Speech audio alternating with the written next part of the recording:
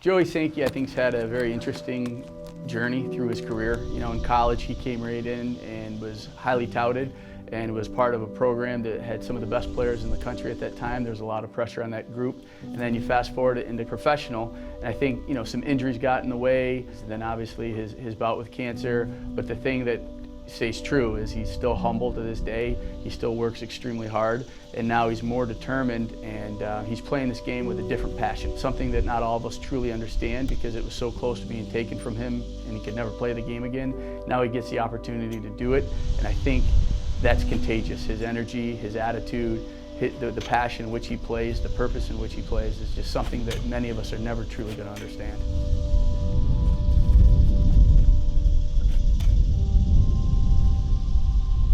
Lacrosse means everything to me just because it's given me so much in my life. Ever since I started playing, I kind of knew that was going to be my favorite sport and the sport for me. I grew up outside of Philadelphia in Warminster, and my dad luckily played lacrosse. He was my coach my whole life. When I started playing, I was in first grade, my brother was in third grade, my oldest brother was in seventh grade, and so I got more and more involved in the sport. Probably around fifth grade is when it started getting serious, when I started playing and knew that lacrosse was going to be what was going to take me to college, and I was going to hopefully play at the next level. So in high school at Penn Charter, I had a pretty good high school career.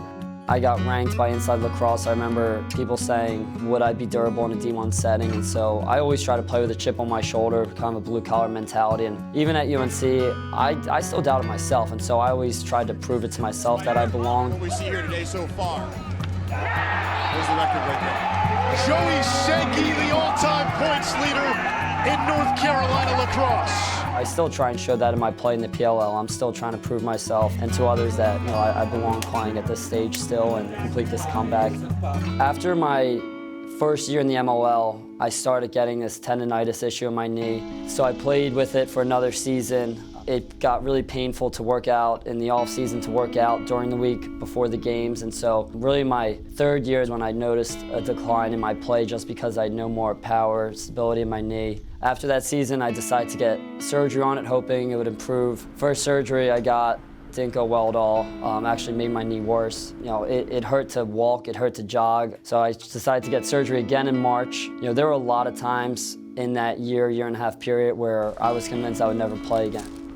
You know, that took an emotional toll on me to not know if I'd ever not only be able to play lacrosse again, but be able to have an active lifestyle. It was painful to do anything. Finally, around September 2018, my knee started to feel a little bit better, started to feel a little more optimistic about the possibility of playing again. And then that's when I got the news that I had testicular cancer.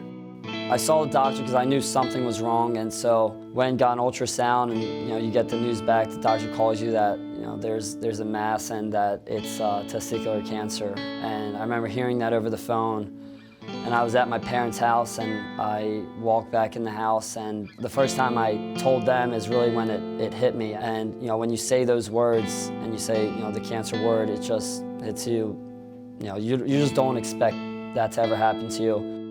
It finally settled in. I started to think about how that was going to affect my lacrosse career. My knee was just starting to feel decent where I could start to train harder, and then I got hit with this, and so I didn't think I'd be able to make it back before, and now I have to go through chemo and go through all of this. My chances I thought were 50-50, and then you know, there's probably very, very slim chance that I ever get back on the field. As soon as that thought came to my mind, I tried to get it out of my head as quickly as I could, and I wasn't going to let the cancer and the chemo be an excuse for not getting back on the field.